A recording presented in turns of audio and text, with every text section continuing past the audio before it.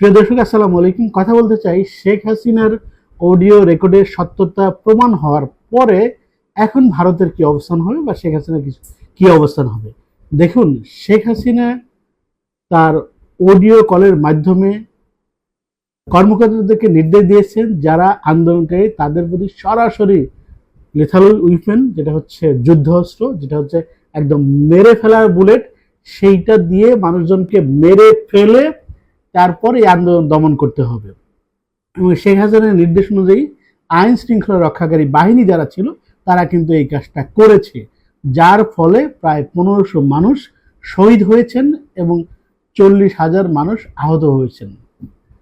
দেখুন, এই ঘটনার পরে এই নিউজটা যখন এই শেখ হাসিনার ফোন কলে এই সত্যতা যখন বিবিসি ওয়ার্ল্ড সার্ভিস 13 ঘন্টা পর্যন্ত তাদের পেজে লিড নিউজ হিসেবে উপস্থাপন করেছে, বিবিসি ওয়ার্ল্ড সার্ভিস, বিবিসি ইংরেজি। এর ফলে সারা বিশ্ব জেনে ফেলেছে যে শেখ হাসিনা কত বড় ভয়ঙ্কর স্বৈরশাসক ছিল, কত বড় ভয়ঙ্কর ডিক্টেটর ছিল। ইভেন তার প্রতি সারা পৃথিবীর মানুষের ঘৃণা অব্যাহত রয়েছে এবং উনি যে একজন নিন্দনীয় ব্যক্তি এটা সারা পৃথিবীতে এখন প্রুভড হয়ে গিয়েছে। এর ফলে ভারত এখন কি করবে? ভারত তো শেখ হাসিনা আশ্রয় আসছেন, তারা রাজনৈতিক আশ্রয় দিয়েছেন, তারা অতিথি নারায়ণ হিসেবে রেখেছেন।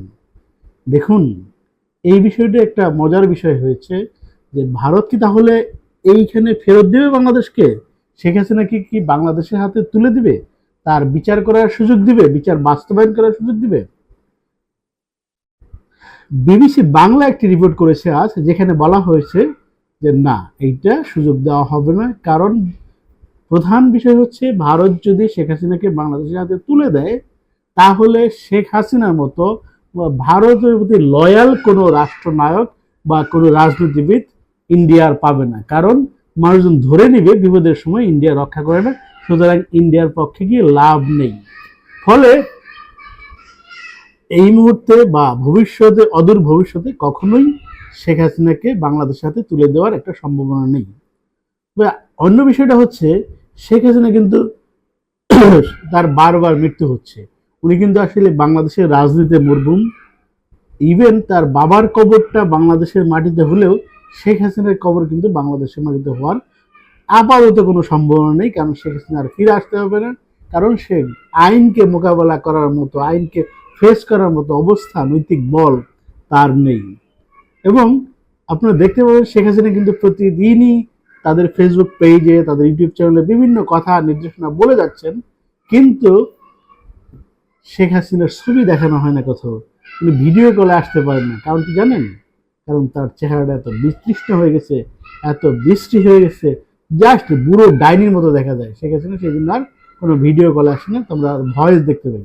তবে অদূর ভবিষ্যতে যারা বাংলাদেশে শেখ হাসিনার মতো রাজনীতি করবে, শেখ হাসিনার পলিসি গ্রহণ করবে, তাদের পরিণতি কিন্তু একই হবে।